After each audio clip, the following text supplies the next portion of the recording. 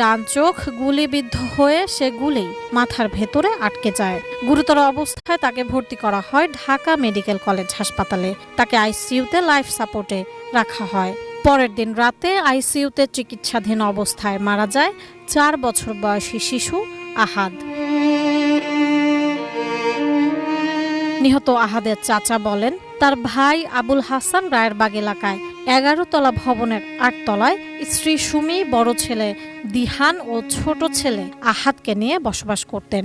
হাসান ঢাকা আয়কর বিভাগে চাকরি করেন। হাসানের গ্রামের বাড়ি ফরিদপুরের ভাঙ্গার মানিকদহ ইউনিয়ন পরিষদের পুখুরিয়া গ্রামে। তিনি জানান, রোববার বিকেলে ময়নাতদন্তের পর আহাদের মরদেহ পরিবারের কাছে হস্তান্তর করা হয়। সন্ধ্যায় অ্যাম্বুলেন্সে পুখুরিয়াতে নিয়ে যাওয়া হয়। রাতেই বাড়ির পাশে দাফন করা হয় ছোট্ট শিশু আহাদকে। এর আগে